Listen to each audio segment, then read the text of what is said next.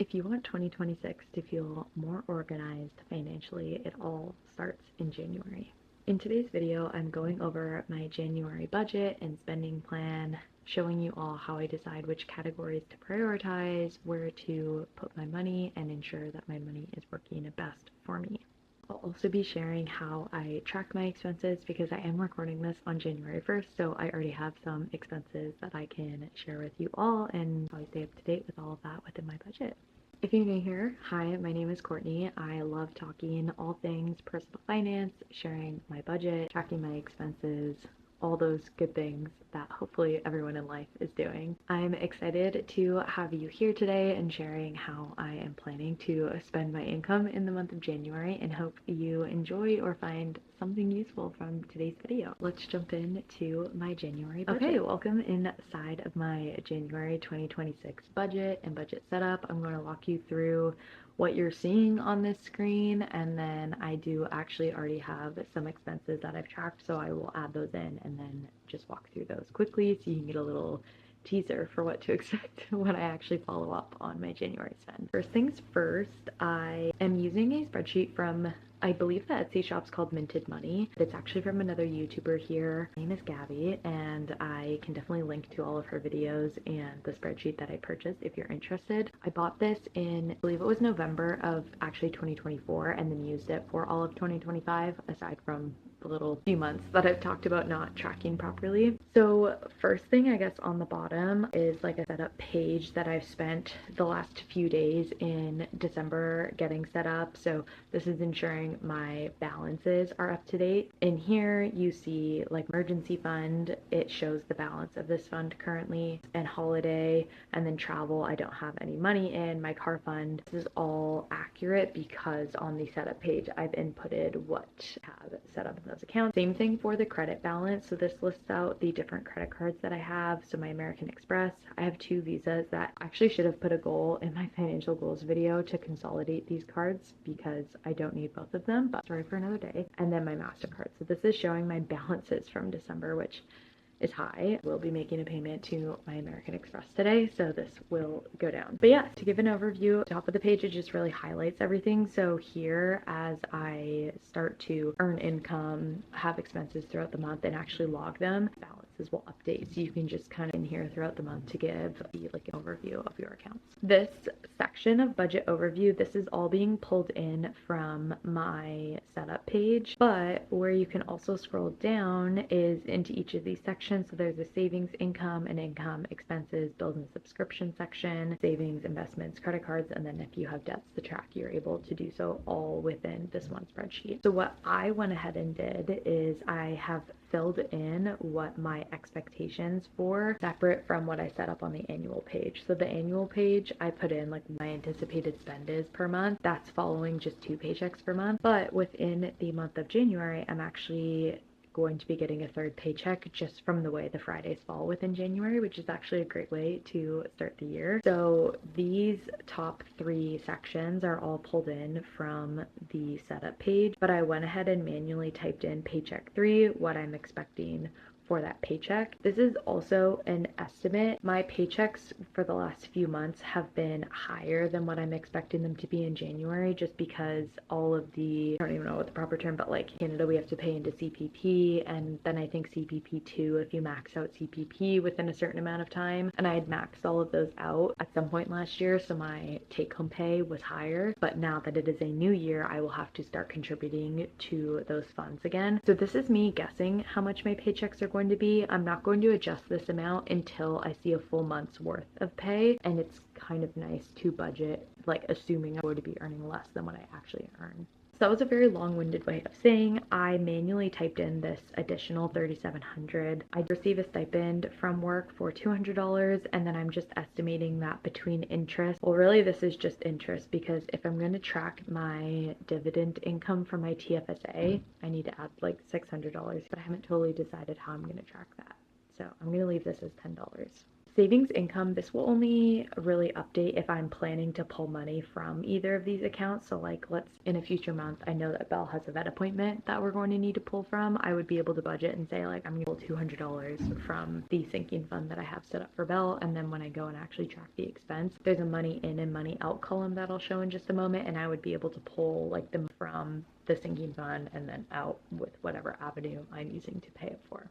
Okay, so let's go over to expenses where I can actually walk through what I have added in here. So everything in here was automatically pulled from my like assumption that I do on the setup page, except for Belle. So for Belle, usually I would just budget $100 per month for her. Some months it's less than that, some months it's a little more. It depends on when her groomings fall and then also when her food subscription gets paid. But I'm budgeting $400 for her because we're actually going on vacation at the end of January and someone will be watching Belle and I want to give them money for watching Belle. So I have added an additional $300 there. I'm just planning for paying for someone to watch our dog while we are away.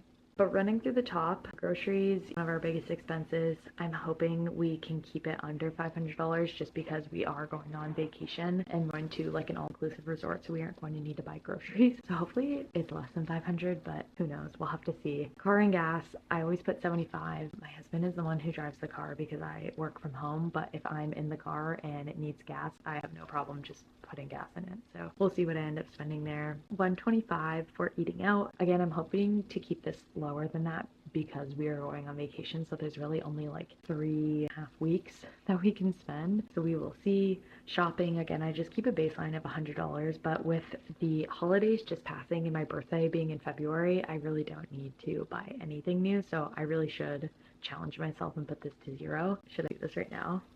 I'll put it to 50 and we'll see where we go from there. My fun category, I'll put anything in here. Like last year I took a sewing class and I put that in my fun category. When we go to the movies, I'll put like movie and the food we buy in the fun category. So I've just put $100. For Belle, as mentioned, $400 there. Health and fitness, recurring, this always ends up being my gym membership, which is around $36, but in case there's anything additional I need to get here, like if there are any supplements or anything that I need to buy, I just leave a buffer and see what I end up spending. Gifts, I just put $100 here. Again, once I have my sinking fund set up, this would be money I can pull from my sinking fund, but for right now I don't have any money in that account, so it would just end up being an expense that I'm putting on my credit card. Miscellaneous, this is just a catch-all category. I have tried to be better about listing out as many categories as I'm going to need this year, so hopefully I don't have to use miscellaneous as much as I have in the past, but we will see. I've given myself $150 here. Home, I've put up to $75. The main reason for this is in our apartment, we do have to pay for laundry, and my parents are my landlords. So we need loonies. I will just like e-transfer them $50 for 50 loonies, and I always just put that towards home. I don't want to put it towards rent just because I don't want that to get confusing. So mainly this is loonies, and then if there's like anything we need around the house. Beauty and travel, I'm just keeping these at $25 for this month. Everything for trip is already paid for, so I don't anticipate us needing to spend anything in the travel category. And then I don't think I am going to, actually no, that's a lie. I know I'm going to need to repurchase shampoo and conditioner, and that $25 will be plenty because I just get it from Shoppers. So totaling up all of my expenses, the budget amount is $1,700 for this month, definitely higher than most months, and that is just because of the Belle category. So we'll see where this actually lands come January 31st. Okay, moving over to bills and subscriptions, I will run through what I have budgeted and then can chat like checking it off. So of course our top category is rent, and so it will be $1,225 already due today. Spoiler alert, I've already paid it, and I will show once I go and add in those expenses. So I have it checked off. It isn't because on the setup page you put in all of your subscriptions, how frequently they're paid, and then what date they're due on, and that transferred over into every month, so I can easily see the due date for all of these. Aside from rent, I'm just quickly looking down the line. All of these bills / subscriptions are on a credit card. That's just the way I prefer to pay everything. And then of course rent is an e-transfer, but all of this will end up being on a credit card. So mine and Hayden's phone bills, oh, I'm kind of like kicking myself. Phone bill used to be $39 and then I got a different plan and now it's $56, and I just don't need the additional part of the plan. So I'm actually hoping to look at reducing this year at some point because I just don't need to be paying $56 for a phone plan. Same with Hayden, actually we need to to lower his phone bill. I do iCloud and it's telling me I need more storage, so I'm gonna have to figure out how to clean out my phone and all of my iCloud storage. I also unfortunately now have to pay for Google storage, and this is because all of the wedding photos that we got web versions and versions that are best for printing, and I uploaded them all to Google so that I have them saved on a cloud. I have them saved on like 4 different hard drives and like memory sticks. I don't ever want to lose them, and that pushed main Google account out of the like 15 free storage, so I'm now currently paying for Google storage. I don't know how long I'll be doing this, if I'm going to figure something else out, but I can manage almost $6 a month for now. Wi-Fi, $89.60. This is like bills, so this changed. Same with Apple Music. Are currently paying for Netflix, Disney Plus, and Crave, and I'm just looking down here, almost $40. I think we need to like cancel one of these because we're not constantly watching all 3, so I'll have to talk to my husband and see like if we cancel maybe 2 of them, and then when we get bored of whichever one we choose to keep, we can cancel it and get the other one. I know we like to watch Traders, which is starting soon, and we get that on Crave, so I'm guessing Crave we'll probably keep for the foreseeable future. Renter's insurance, and that comes to $43.88, and then I have a monthly credit card fee on my Amex. I'm just planning the $12.99. I do also have an annual credit card fee on one of my other ones, but I think I'm hoping to like cancel or that card before that fee comes due again in November, so I'm not worried about that. And then Capcut, I'm on a free trial for Pro right now. I don't know if I'm going to end up keeping it or not, so I added it here, and maybe I'll end up having a bill. And then miscellaneous subscriptions, if for some reason I have forgotten to list something out here, I'll just put it there and then probably end up adding it as a category once I see that. So the budget for all of this is $1,542.05, and again, these are all recurring, so unless something crazy happens on one of our phone bills, this should remain the same. All right, over into the savings. This again is what I have set up on the setup, so it's automatically being brought. This is ideally what I would like to be saving this month in each of these accounts. These are the sinking funds that I have set up currently. I do not have a plan to start saving for my down payment until my FHSA is maxed out, so this is just going to be 0 for now. And then same with my personal Tangerine. I really just use this savings account as a holding account for rent because I do obviously save rent the month before it's due, and instead of keeping it in a checking account, I just put it in the savings account. But okay, to quickly run through, for my emergency fund, my goal is to get this up to $8,000 this year, and so if I like divide out the difference of what we currently have, which up here is $4,731.92, this is what it would take to get to $8,000 for 26 pay periods for the year. I need to save about $272 per month to get there. I am not worried about saving this amount every single month. There are months where I get additional income from something and I'll just throw it on there. So it's good to eyeball this, but I'm okay if I don't hit that per month. Gifts and holidays, that is the $100 I am hoping to save per month. Travel, specifically, this will be for the trip my husband and I are taking at the end of September. I do need to be diligent about saving for this because the deposit is due end of May. So I will probably be more aggressive than just the $300 to start. Car fund, again, what I need to hit my goal, I need to save $96 per month. And then Bell, we want to be saving $120 a month for. Moving over to my investments, this is what I have manually put in for this month. Because I'm at 3 paychecks this month, I'm able to be incredibly aggressive in the month of January. So I'm hoping to put $3,000 towards my FHSA, $3,000 towards my RRSP, specifically so that I can capitalize on the tax return I will receive, and then I'll use that tax return money to likely max out my TFSA if I haven't done it by then already, to kind of like supercharge my investing. I have said I'm going to put $1,000 into my TFSA. I might end up putting that into my FHSA for the reason I just mentioned of using my RRSP tax return. I'm not like sold on yet. I'll kind of see how it goes and then make a decision there. And then in this credit card section, I didn't last year at all like put a budget, mainly because like this is all just based off of what card I use for my expenses and my bills and subscriptions. So I don't really feel a need to like additionally budget for each card because it just depends on what card I use. But as I start to make payments, the actual section will fill out, which is really nice. And you'll see that in a moment because I did make a payment to my American Express. And then debts, thankfully I don't have any debts, so I do not leverage this part of the tracker. Okay, let me go ahead and paste what I had already put into this section. And actually, before I do that, I'm just gonna go back up and show like Tangerine checkings at $14.20. I think I put money into my car fund as well. And so these dollar amounts, same with the American Express, will change, and I will show why in just a moment. So let's scroll up. Checking's down to 200, which I will explain. Car fund has gone up.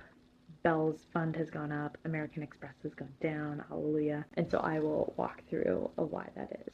So scrolling down to the expenses tracker, this is where you will come in and track every single expense. And so this will include any purchases I make anytime I send an e-transfer to someone, tediously when I get interest on a savings account. So that'll be something I'll look to do on the first of every month, is go and track all of the interest I received. And that's what I did this morning when I woke up. So first thing you'll see is rent. So the category for this was a bill, subcategory is rent, and then the amount is $1,225. I just e-transferred to my parents. They own the building that we live in, so I get to write mom and dad. Type this correlates to one of the graphs that you overview here, and then as well on the annual tracker. I was bad last year at tracking in the needs and wants of all of my purchases, so I'm hoping to be better at that this year, so the graph is actually useful to me. But the money in, money out columns are where it's important to be diligent about what you are tracking. So because I put money out for rent, it lowered the amount that I have available in my checkings, because the whole spreadsheet operates like your balance would in your credit card, your savings accounts, etc., as long as you input it correctly. So it pulled $12.25 from my checking, and that accurately reflects in my balances. Next, I did receive my paycheck, my first paycheck for the year. Technically, I'm supposed to get it on Friday, which is the 2nd. However, I always end up getting my paychecks the Thursday night before, but today is Thursday and it's a holiday, so I ended up getting it yesterday on the 31st, but I'm just counting that I got it on January 1st so that it's easier to track. So here I put money in checking account. And so in the tracker, it knows that the money was deposited to my checking. These next line items are like the tedious things I'm doing. So this is interest that I earned, totals $10.96. And if I scroll up to interest, you'll see that that's reflecting here as a sum of any time I use interest as one of the subcategories. So I've already hit the goal there, which is nice.